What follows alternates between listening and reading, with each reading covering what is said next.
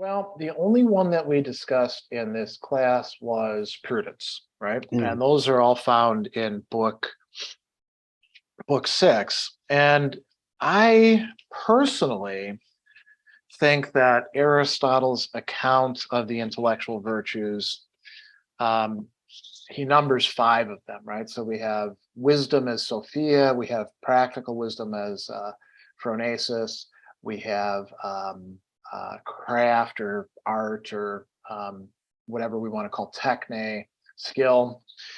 We have, it's often translated as science or knowledge, episteme.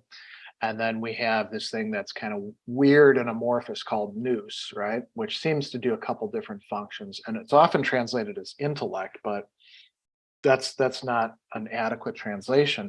And I kind of think that Aristotle's treatment of these in the Nicomachean Ethics, it helps out with some things that Plato raised as real problems, but I don't think that it's anywhere near an adequate account. And even if we start, adding in things coming from other works, um, we're not, you could say this, that the Aristotelian account of the intellectual virtues and how it is that we know things and his epistemology is underdeveloped, and I think what we see is that later authors who are Aristotelians will try to preserve as much as they can of his structure, and then they'll expand on it because some of the stuff is obviously too broad. But when I said that, what he's doing is at least better than what Plato's doing.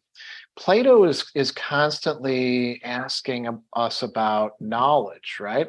And you get the idea that he sets the bar too high for what counts as knowledge. Like you don't know virtue, for example, in the Meno, if you can't teach it successfully to other people.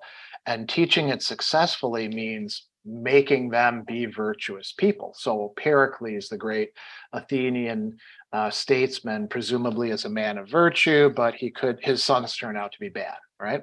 And even Socrates, right? His kids turned out to be kind of mediocre, right? So if Socrates knew anything, presumably he would have made his kids good. And you could say, well, he died, when they were young. Too bad. He would have laid down a good foundation. And instead, what he did is he's going out and talking with all of his friends all the time, and again, staying away from home, right?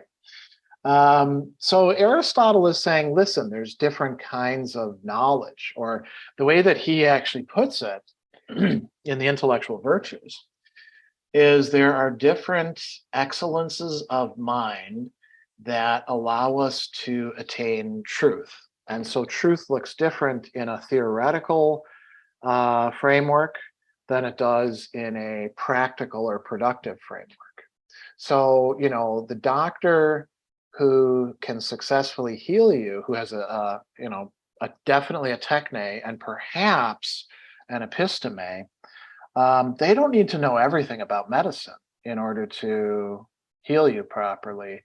They just need to be able to do the things that work for the most case. And the potter doesn't have to be a chemist to be able to glaze their pots well and fire them, and produce beautiful artifacts that we can use reliably.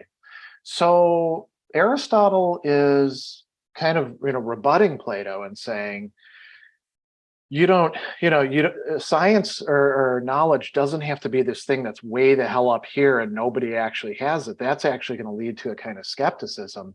Instead, what we want to do is distinguish different ways of knowing. So knowing how to respond appropriately in the workplace when your colleague breaks down in tears because something bad happened to them, how to respond, compassionately, justly, all that. That doesn't require a textbook knowledge of human psychology that would be episteme, that you figured out and have gotten completely right. And I think that's a good side to it. But I think that his treatment of the intellectual virtues, like I said, is a bit underdeveloped, underdetermined. And